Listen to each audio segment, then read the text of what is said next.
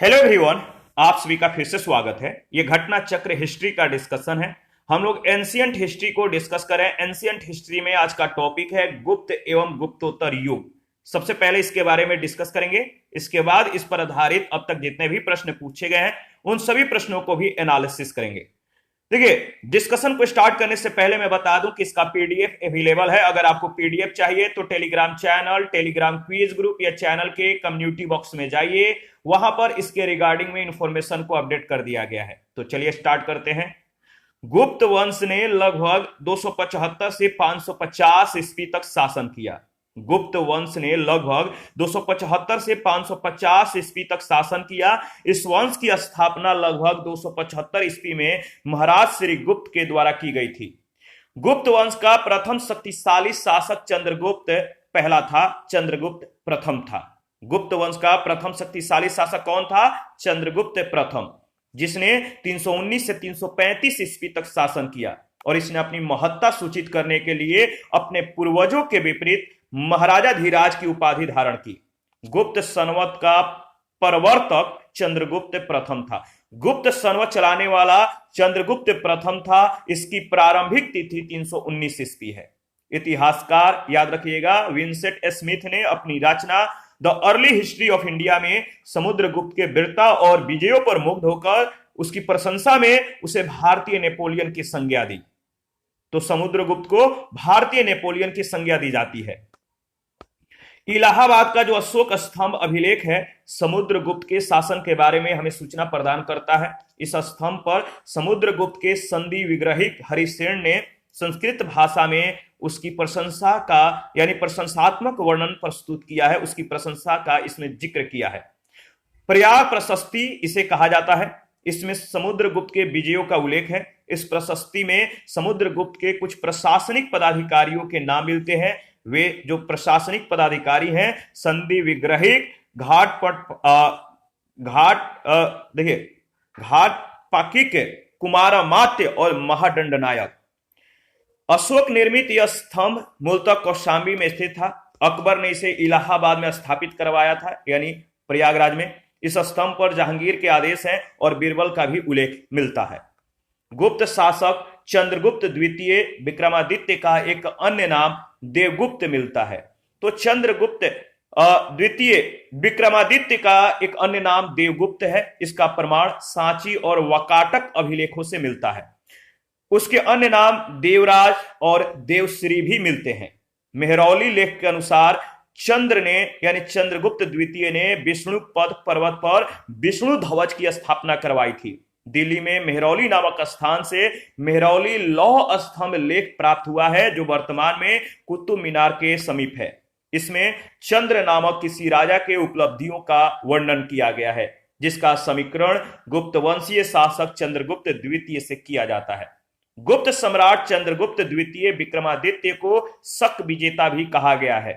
पश्चिमी भारत के अंतिम शक राजा रुद्रसिंह तृतीय को चंद्रगुप्त द्वितीय विक्रमादित्य ने 5वीं सदी के प्रथम दशक में परास्त करके हराकर पश्चिमी भारत में शक सत्ता का उन्मूलन किया था। और शकों को हराने के कारण चंद्रगुप्त विक्रमादित्य की एक अन्य उपाधि सकारी भी है। सकारी, देखिए, उसने इस उपलक्ष्य में चांदी के सिक्के भी चलवाए।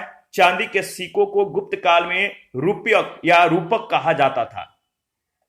चंद्रगुप्त द्वितीय विक्रमादित्य के शासन काल में चीनी यात्री फाहियान भारत आया था। यह प्रश्न बन सकता है कि फाहियान किसके समय में भारत आया था? तो चंद्रगुप्त द्वितीय विक्रमादित्य के शासन काल में।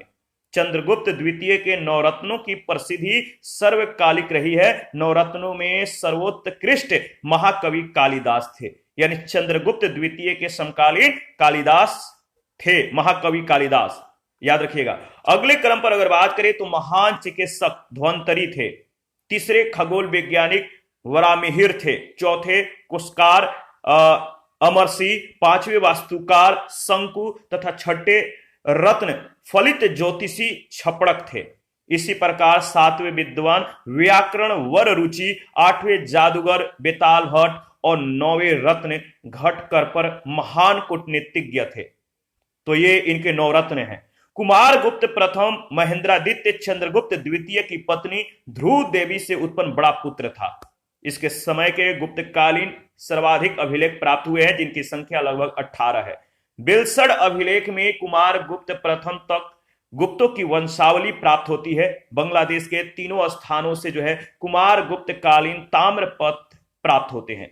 ये हैं धनदेह ताम्रपत्र, दामोदरपुर ताम्रपत्र, बैग्राम ताम्रपत्र। कुमार गुप्त की स्वर्ण, रजत तथा ताम्र मुद्राएं प्राप्त होती हैं। मुद्राओं पर उसकी उपाधियां महेंद्रादित्य, श्री महेंद्र, महेंद्र सिंह, अश्वमेध महेंद्र आदि उत्कीर्ण मिलती है।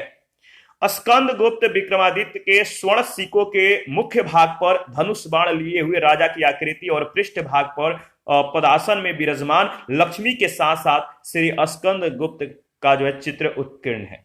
कुछ सिक्कों के ऊपर गरुण ध्वज तथा उसकी उपाधि क्रमादित्य अंकित है। भीतरी स्तंभ लेख में पुष्यमित्र और हूणों के साथ स्कंद गुप्त के युद्ध का वर्णन मिलता है। हूणों का पहला भारतीय आक्रमण गुप्त सम्राट स्कंद गुप्त के शासनकाल में हुआ।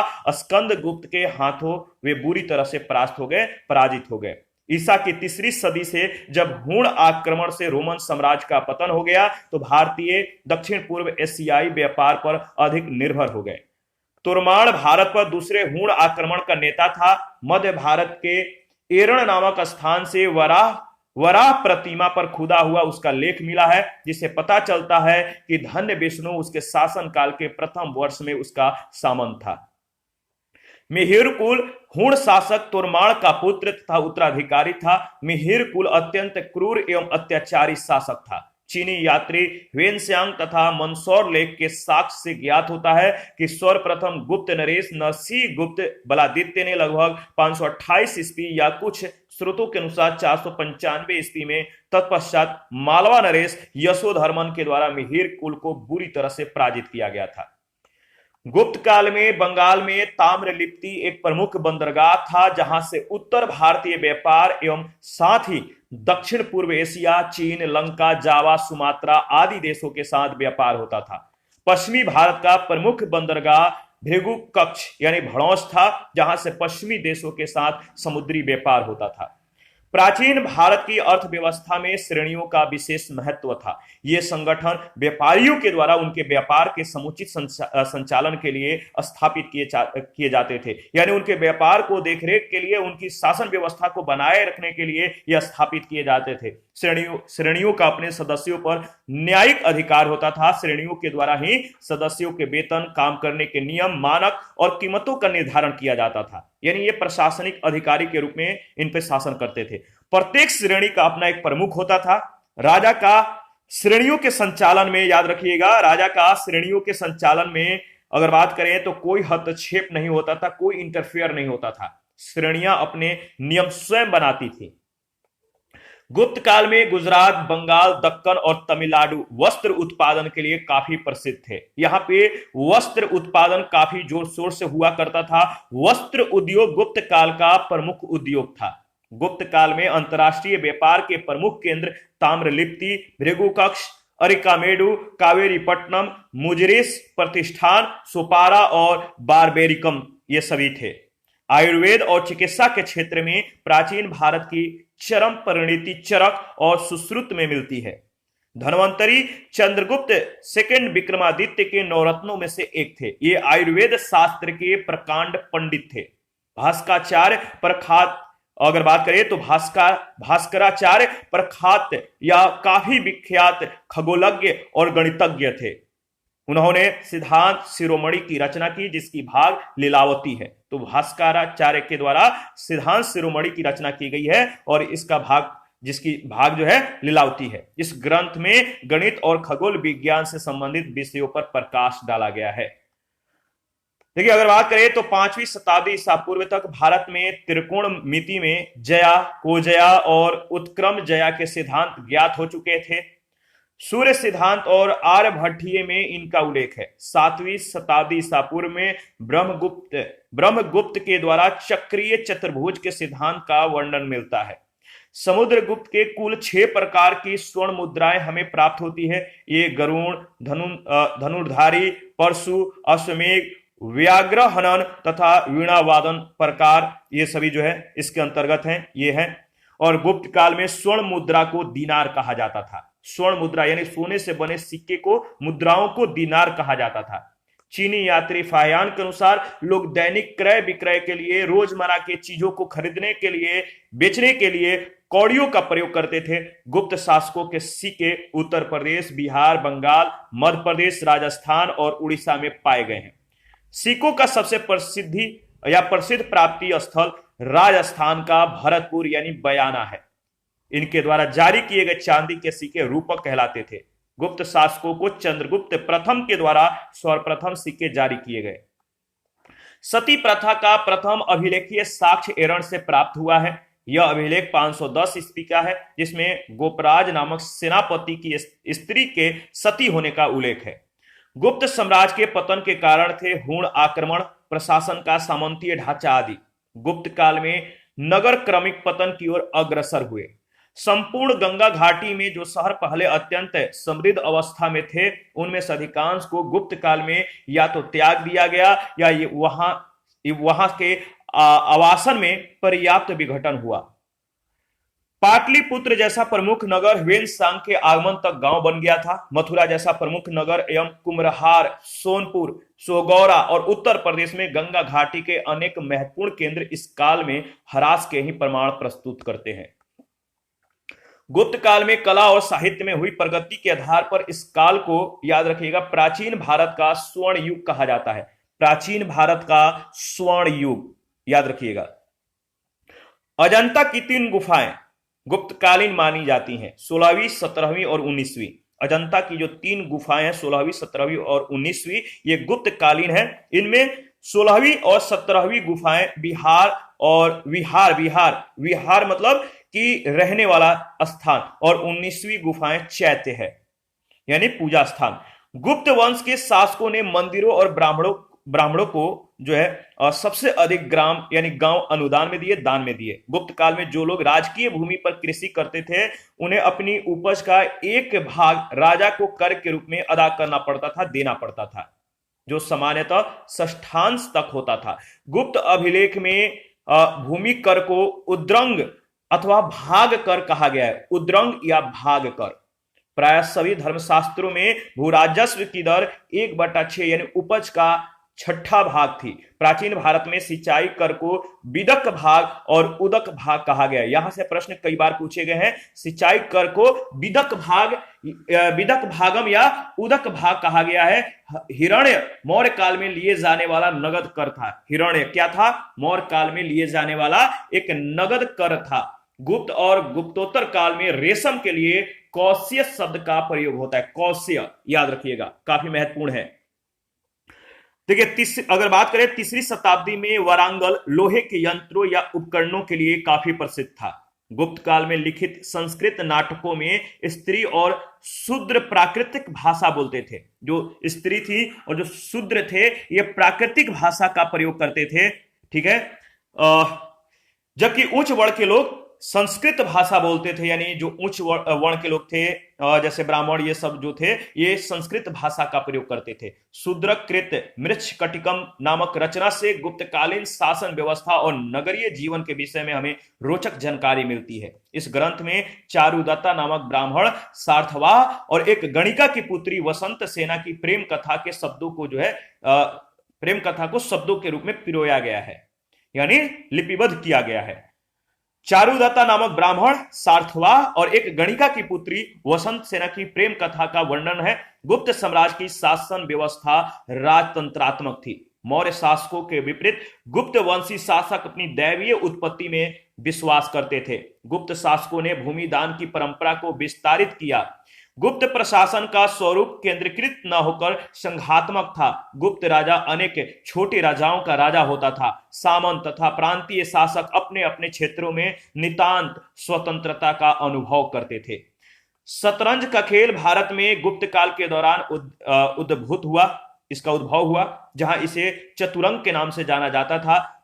देखिए, भारत से यह ईरान और इसके बाद यूरोप ये पहुंच गया। प्रवर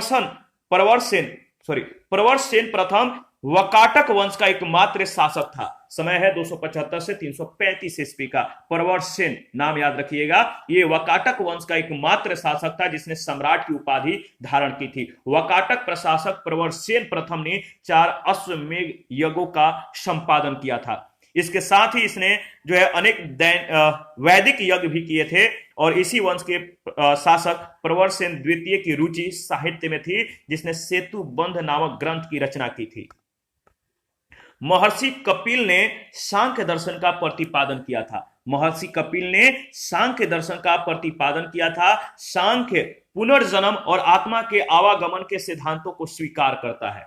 सांख्य दर्शन में अज्ञानता को ही दुखों का कारण, विवेक ज्ञान को जो है विवेक ज्ञान को उनसे मुक्ति का एकमात्र उपाय बताया गया है। जो सांख्य दर्शन में है, सांख्य दर्शन में यह बात कही गई है कि जो दुखों का कारण है वो अज्ञानता है, अशिक्षा यानी शिक्षित न होना। विवेक ज्ञान को उनसे मुक्ति का एकमात्र उपाय बताया गया, साधन बताया गया है। महर्षि पतंजलि को योग दर्शन का प्रतिष्ठापक आचार्य माना जाता है। पतंजलि को योग दर्शन का प्रतिष्ठापक आचार्य माना जाता है। सर्वप्रथम महर्षि पतंजलि ने ही सुसंबद्ध दार्शनिक सिद्धांतों के रूप में योग का जो है विवेचन किया, इसीलिए इसे पतंजलि दर्शन भी कहा जाता है। नव न्याय संप्रदाय का प्रवर्तन मिथिला के शंकराचार्य गंगेश उपाध्याय की युग प्रवर्तक कृति तत्व चिंतामणि से हुआ और इसके संवर्धन के लिए बंगाल के नवद्वीप के न्यायिक वासुदेव सार्वभौम, धीतिकार रघुनाथ शिरोमणि और मथुरानाथ जगदीश और गदाधर भट्टाचार्य सुप्रसिद्ध हुए। भारतीय दर्शन में चार्वाक दर्शन जड़वादी या भौतिकवादी विचारधारा का पोषक है। इस दर्शन का जो आदर्श है, यावे जीवेत सुखम जीवेत, जब तक जियो सुखी से जियो ऋणम कृत्वा घृतम पीवेत, ऋण लेकर घी पियो। घी जो घी होता है, ऋण लेकर कर्ज लेकर पियो। भस्मी भूतस्य देहस्य पुनरागमन कृत्य, इसके बाद मरने के बाद शरीर का जो है विलीन होने के बाद, भस्म हो जाने के बाद क्या होगा इसकी चिंता नहीं करना है। जब तक जियो ऋण लो, पैसा नहीं है तो कर्ज लो, कर्ज लेकर ऐश करो, घी पियो। ये कहने का मतलब है, यानी भौतिकवादी इसमें जो है चीजों को, भौतिकवादी विचारधारा का इसमें झलक मिलता है। जब तक जीवित रहे सुखी से जीवित रहे, उधार लेकर घी पिए, क्योंकि देह के भस्म हो जाने के बाद पुनर्जन्म नहीं होता है। इसके बाद क्या होगा कोई नहीं जानता है। न्याय दर्शन का प्रवर्तन गौतम ने किया, जिसमें अक्षपाद भी कहा जाता है। न्याय का शाब्दिक अर्थ तर्क या निर्णय होता है। न्याय दर्शन में 16 पदार्थों या तत्वों का अस्तित्व स्वीकार किया गया है। न्याय दर्शन का मूल ग्रंथ गौतम कृत न्याय सूत्र है। कर्म का सिद्धांत मीमांसा दर्शन से संबंधित है। इसे पूर्व मीमांसा, कर्म मीमांसा या धर्म मीमांसा भी कहते हैं। जैमिनी ने पूर्व मीमांसा का प्रतिपादन किया था। मीमांसा के प्रखर एवं उद्भट आचार्य कुमारिल भट्ट को, जिनकी गणना भारतीय दर्शन के मूर्धन्य आचार्यों में की जाती है और जिन्होंने अपने प्रमुख तर्कों से बौद्ध धर्म और दर्शन का जो है खंडन करके वैदिक धर्म तथा दर्शन की पुनः प्रतिष्ठा की, पूर्व मीमांसा और वेदांत के बीच की श्रृंखला माना जा सकता है। मीमांसा दर्शन वेद को शाश्वत सत्य मानता है। पूर्व मीमांसा दर्शन में वेद के कर्म कांड भाग पर विचार किया गया है और उत्तर मीमांसा में वेद के ज्ञान कांड भाग पर विचार किया गया है। मीमांसा और वेदांत, न्याय और वैशेषिक तथा सांख्य और योग भारतीय शठ दर्शन के भाग हैं। वेदों को मान्यता देने के कारण ही सांख्य, योग, न्याय, वैशेषिक, पूर्व मीमांसा और वेदांत शठ दर्शन आस्तिक दर्शन कहे जाते हैं। इनके प्रणेता कपिल, पतंजलि, गौतम, कणाद, जैमिनी और बदरायण थे।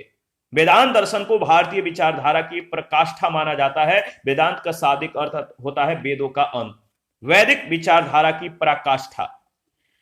वेदांत दर्शन के 3 आधार हैं, उपनिषद, ब्रह्मसूत्र और भगवत गीता। इन्हें वेदांत दर्शन की प्रस्थान त्रयी कहा जाता है। प्रस्थान त्रय किसको कहा जाता है याद रखिएगा, उपनिषद, ब्रह्मसूत्र और भगवत गीता। कई सूक्ष्म अगर बात करें तो कई सूक्ष्म भेदों के आधार पर इसके कई उप संप्रदाय और इसके प्रवर्तक हैं, जैसे शंकराचार्य का अद्वैतवाद, रामानुज का विशिष्टाद्वैतवाद, माधवाचार्य का द्वैतवाद। पुराणों के अनुसार चंद्रवंश क्षत्रिय वर्ण के 3 मूल वंशों में से एक था। 2 सूर्यवंश, 2 कौन थे अन्य जो 2 थे, सूर्यवंश और अग्निवंश। चंद्रवंशीय शासकों का मूल स्थान त्रेता युग में प्रयाग था, लेकिन प्रलय के बाद द्वापर युग में चंद्रवंशीय संवारण ने प्रतिष्ठानपुर में यानी झोसी, वर्तमान झोसी प्रयागराज में राजधानी की स्थापना की थी। अग्निकुल के राजपूतों का सर्वाधिक प्रसिद्ध प्रतिहार वंश था। गुर्जरों की शाखा से संबंधित होने के कारण इतिहास में इसे गुर्जर प्रतिहार वंश के नाम से भी जाना जाता है। गुर्जर जाति का प्रथम उल्लेख पुलकेशिन द्वितीय के एहोल लेख में हुआ है। बाण भट्ट के हर्ष चरित्र में भी गुर्जरों का उल्लेख मिलता है। गुर्जर प्रतिहार वंश का संस्थापक नाग भट्ट प्रथम था। ग्वालियर अभिलेख से पता चलता है कि उसने मलेच्छ शासक की विशाल सेना को नष्ट कर दिया था, जो संभवतः सिंध का अरब शासक था। इस प्रकार नाग भट्ट ने अरबों के आक्रमण से पश्चिम भारत की रक्षा भी की थी। राष्ट्रकूट वंश की स्थापना 736 ईस्वी में दंती दुर्ग ने की। उसने मान्यखेड़ को अपनी राजधानी बनाई। दंती दुर्ग के संबंध में कहा जाता है कि उज्जैनी में उसने हिरण्यगर्भ यानी महादान यज्ञ करवाया था। राष्ट्रकूट राजा अमोघवर्ष, याद रखिएगा, अमोघवर्ष प्रथम का जन्म 800 ईस्वी में नर्मदा नदी के किनारे श्री भावन नामक स्थान पर सैनिक छावनी में हुआ था। इस समय इसके पिता राष्ट्रकूट राजा गोविंद तृतीय उत्तर भारत के सफल अभियानों के बाद वापस लौट रहे थे। मौखरी गुप्तों के सामंत थे। मौखरी कौन थे? गुप्तों के जो गुप्त थे, इनके सामंत थे, जो मूलतः गया के निवासी थे। मौखरी वंश के शासकों ने अपनी राजधानी कनौज बनाई। इस वंश के प्रमुख शासक हरिवर्मा, आदित्य वर्मा, ईशान वर्मा, सर्व वर्मा और ग्रह वर्मा थे। हर्ष के समय की विस्तृत सूचना इसके दरबारी कवि बाण भट्ट के द्वारा लिखित हर्ष चरित्र से हमें ज्ञात होती है। इससे जुड़ी कुछ सूचनाएं कलहण कृति राजत रंगड़ी में भी मिलता है। कलहण के द्वारा राजत रंगड़ी को लिखा गया था, बाण भट्ट के द्वारा हर्ष चरित्र। चीनी स्रोतों से पता चलता है कि हर्ष और राजश्री दोनों साथ साथ कनौज के राज सिंहासन पर बैठे थे। देखिए, एक चीज ध्यान रखना है कि कौन सा किसकी राजधानी था, किसने किस ग्रंथों की रचना की। जैसे बाण भट्ट ने हर्षचरित, कलहण ने राजत रंगड़ी, ये सभी काफी महत्वपूर्ण है। इन सब बातों पर ध्यान देना है। चीनी स्रोतों से हमें पता चलता है हर्ष और राजश्री दोनों साथ साथ कनौज के राज सिंहासन पर बैठे थे। हर्ष ने अपनी राजधानी थानेश्वर से कनौज स्थानांतरित की। वह राजश्री को प्रशासनिक कार्यों में पूरी सहायता प्रदान कर सके, इसलिए इसने स्थानांतरित किया था। अन्य धर्मों से महायान की उत्कृष्टता सिद्ध करने के लिए हर्ष ने कनौज में विभिन्न धर्मों और संप्रदायों के आचार्यों की एक विशाल सभा बुलवाई। चीनी साक्ष्यों के अनुसार इस सभा में 20 देशों के राजा अपने देशों के प्रसिद्ध ब्राह्मणों, श्रमणों, सैनिकों, राजपुरुषों आदि के साथ उपस्थित हुए और इस सभी की अध्यक्षता ह्वेनसांग ने की थी। साथ ही हर्ष के समय प्रति 5वें वर्ष प्रयाग के संगम क्षेत्र में एक समारोह का आयोजन किया जाता था, जिसे महामोक्ष परिषद कहा गया है। ह्वेनसांग स्वयं छठे समारोह में उपस्थित था। इसमें 18 देशों के राजा सम्मिलित हुए थे। हर्ष के विजयों का फलस्वरूप उसके राज के पश्चिमी सीमा नर्मदा नदी तक पहुंच गई है। ठीक, पहुंच गई थी। इधर पुलकेशिन सेकंड जो था उत्तर की ओर राज का विस्तार करना चाहता था। ऐसी स्थिति में दोनों के बीच युद्ध अवश्यंभावी हो गया, युद्ध होना तय हो गया। नर्मदा के तट पर दोनों के बीच युद्ध हुआ, जिसने अगर बात करें तो युद्ध में क्या हुआ, पुलकेशिन द्वितीय ने हर्ष को पराजित किया। पुलकेशिन द्वितीय की एहोल प्रशस्ति में ह्वेनसांग के विवरण इस युद्ध के साक्ष्य हैं। हर्षवर्धन के समय की सर्वप्रमुख घटना चीनी यात्री ह्वेनसांग के भारत आगमन की है। उसने तांग शासकों की राजधानी चंगन से भारतवर्ष के लिए 629 ईस्वी में प्रस्थान किया। अपनी भारत यात्रा के ऊपर उसने एक ग्रंथ लिखा जिसे सियुकी कहा जाता है, काफी महत्वपूर्ण है। तो सियुकी की रचना किसने की थी, ये याद रखिएगा। इसने भीन माल की यात्रा की थी। इसने यात्रियों की राजकुमार, यात्रियों का राजकुमार कहा जाता है। ह्वेनसांग के अनुसार सड़कों पर आवागमन पूर्णतः सुरक्षित नहीं था। अपराध और निर्दोष सिद्ध करने के लिए अग्नि, जल, विष आदि के द्वारा दिव्य परीक्षाएं ली जाती थी। उसके अनुसार व्यापारिक मार्गों, घाटों, बिक्री की वस्तुओं आदि पर भी कर लगते थे, जिससे राज्य को पर्याप्त धन प्राप्त होता था। ह्वेनसांग चीन के तांग वंशी शासक ताई सुंग का समकालीन और इसी के राज का नागरिक था। 637 ईस्वी में ह्वेनसांग नालंदा विश्वविद्यालय गया। इस समय यहाँ के कुलपति आचार्य शिलभद्र थे। ह्वेनसांग के अनुसार मथुरा उस समय सूती वस्त्रों के लिए प्रसिद्ध था, जबकि वाराणसी रेशमी वस्त्रों के लिए प्रसिद्ध था। ह्वेनसांग बताता है कि थानेश्वर की जो समृद्धि था, थानेश्वर के फलने फूलने का जो प्रधान कारण था, वहां का व्यापार व्यवसाय का फलना फूलना था। व्यापार व्यवसाय था वही था। बाण ने थानेश्वर नगरी को अतिथियों के लिए चिंतामणि भूमि और व्यापारियों के लिए लाल भूमि बताया है। हर्ष के मृत्यु के बाद कनौज विभिन्न शक्तियों के आकर्षण का केंद्र बन गया। इसे महोदया, महोदया श्री आदि के नामों से अभिव्यक्त किया गया है। इस प्रकार अधिकार करने के लिए जो है 8वीं सदी के 3 बड़ी शक्ति पाल, गुर्जर प्रतिहार और राष्ट्रकूट के बीच त्रिकोणीय संघर्ष प्रारंभ हो गया, जो 8वीं-9वीं शताब्दी के उत्तर भारत के इतिहास का सर्वाधिक महत्वपूर्ण घटनाक्रम है। इस संघर्ष में गुर्जर प्रतिहारों को सफलता मिली थी। चीनी यात्री इत सिंह, जब वह युवक था, उसने जो है अपने 37 बौद्ध सहयोगियों के साथ बौद्ध धर्म के अवशेषों को देखने की इच्छा से विश्व का भ्रमण करने का निश्चय किया। वह दक्षिण के समुद्री मार्ग से होकर भारत आया। सुमात्रा होते हुए वह चीन वापस लौट गया। प्राचीन काल के चीनी लेखों ने भारत का उल्लेख इन त्यू, याद रखें, इन त्यू या थियान तू के नाम से किया है। इन तू या थियान तू। नालंदा विश्वविद्यालय बख्तियार खिलजी के अधीन तुर्क मुस्लिम आक्रमणकारियों के द्वारा 1193 ईस्वी में नष्ट किया गया था। यह भारत में बौद्ध मत के पतन के लिए अंतिम प्रहार के रूप में देखा जाता है। विक्रमशिला के प्राचीन बौद्ध विश्वविद्यालय की स्थापना बंगाल के पाल वंशीय शासक धर्मपाल के द्वारा की गई थी। तो विक्रमशिला के जो प्राचीन बौद्ध विश्वविद्यालय की स्थापना थी, बंगाल के पाल वंशीय शासक धर्मपाल के द्वारा की गई थी। शंकराचार्य को शंकर, श्री शंकराचार्य आदि नामों से भी जाना जाता है। 8वीं शताब्दी में इनका जन्म केरल के एक छोटे से गांव कलाडी में हुआ था। उनके दर्शन को अद्वैत वेदांत के नाम से जाना जाता है। शंकराचार्य के द्वारा स्थापित 4 मठ वर्तमान में भी हिंदू धर्म के पथ प्रदर्शक माने जाते हैं। और इस 4 मठों का जो नाम है, याद रखिएगा, दिशा कहां है, यानी कहां पर स्थित है। जैसे श्रृंगेरी मठ कर्नाटक में है, ये दक्षिण में स्थित है। द्वारका गुजरात में है, पश्चिम में स्थित है। पुरी उड़ीसा में है, पूरब में है। और ज्योति मठ, ये जो है, ये जोशी मठ उत्तराखंड उत्तर में है। 4 धाम में बद्रीनाथ, द्वारका, पुरी तथा रामेश्वरम आते हैं, जबकि छोटा 4 धाम में उत्तराखंड में स्थित गंगोत्री, यमुनोत्री, केदारनाथ और बद्रीनाथ आते हैं। तो याद रखिएगा। इस पर आधारित पहला प्रश्न पूछा गया है, गुप्त वंश ने किस अवधि तक शासन किया? गुप्त वंश ने किस अवधि में शासन किया था? याद रखिएगा, 319 से 500 ईस्वी, यानी ऑप्शन ए। गुप्त वंश ने लगभग 275 से 550 ईस्वी तक शासन किया। इस वंश की स्थापना लगभग 275 ईस्वी में महाराज श्री गुप्त के द्वारा की गई थी। गुप्त वंश का प्रथम शक्तिशाली शासक चंद्रगुप्त प्रथम था, जिसने 319 से 335 ईस्वी तक शासन किया। इसने अपनी महत्ता सूचित करने के लिए अपने पूर्वजों के विपरीत महाराजा धीराज की उपाधि धारण की। आगे बढ़ते हैं। प्रश्न संख्या सेकंड, निम्नलिखित शासकों में से किस एक ने 4 अश्वमेधों का संपादन किया था? निम्नलिखित शासकों में से किस एक ने 4 अश्वमेधों का संपादन किया था? तो प्रवरसेन प्रथम ने। वकाटक शासक प्रवरसेन प्रथम ने 4 अश्वमेध यज्ञों का संपादन किया। इसके साथ ही उसने अनेक वैदिक यज्ञ भी किए। इसी वंश के शासक प्रवरसेन द्वितीय की रुचि साहित्य में थी। उसने सेतुबंध नामक ग्रंथ की रचना की। भारत का नेपोलियन किसे कहा गया है या किसे कहा जाता है? काफी महत्वपूर्ण सवाल है। मैंने बोला था कि याद रखिएगा, भारत का नेपोलियन किसे कहा जाता है। काफी बार यह प्रश्न पूछा जा चुका है। तो याद रखिएगा, भारत का नेपोलियन समुद्रगुप्त को कहा जाता है। डी ऑप्शन बिल्कुल ही करेक्ट ऑप्शन है।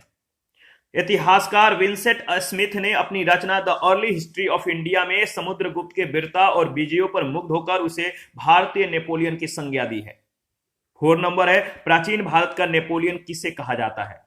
प्राचीन भारत का नेपोलियन किसे कहा जाता है? तो समुद्रगुप्त को। D option.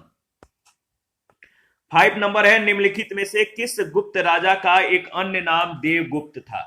किस गुप्त राजा का एक अन्य नाम देवगुप्त था? सही जवाब है चंद्रगुप्त द्वितीय। B option. गुप्त शासक चंद्रगुप्त द्वितीय विक्रमादित्य का एक अन्य नाम देवगुप्त मिलता है। उसके अन्य नाम देवराज तथा देवश्री भी मिलते हैं। 6 नंबर है, प्रथम गुप्त शासक जिसने परम भागवत की उपाधि धारण की। प्रथम गुप्त शासक जिसने परम भागवत की उपाधि धारण की थी, वह कौन था? याद रखिएगा वह समुद्रगुप्त था, यानी बी ऑप्शन बिल्कुल ही करेक्ट ऑप्शन है। नालंदा एवं गाया के ताम्र पत्रों के अनुसार समुद्रगुप्त वह प्रथम गुप्त शासक था जिसने परम भागवत की उपाधि धारण की। याद रखिएगा कुछ पुस्तकों में परम भागवत उपाधि धारण करने वाला पहला शासक चंद्रगुप्त द्वितीय बताया गया है। लोक सेवा आयोग ने भी इस प्रश्न का उत्तर चंद्रगुप्त द्वितीय माना था, लेकिन विश्वविद्यालय अनुदान आयोग ने इस प्रश्न का उत्तर जो है समुद्रगुप्त माना है, यूजीसी ने। 7 नंबर है, परम भागवत उपाधि धारण करने वाला प्रथम गुप्त शासक कौन था? सेम प्रश्न सेम जवाब। परम भागवत उपाधि धारण करने वाला प्रथम गुप्त शासक कौन था? तो समुद्रगुप्त। 8 नंबर है, इलाहाबाद स्तंभ अभिलेख निम्नलिखित में से किस एक से संबंधित है? इलाहाबाद स्तंभ अभिलेख निम्नलिखित में से किस एक से संबंधित है? याद रखिएगा अशोक और समुद्रगुप्त, यानी सी एंड डी।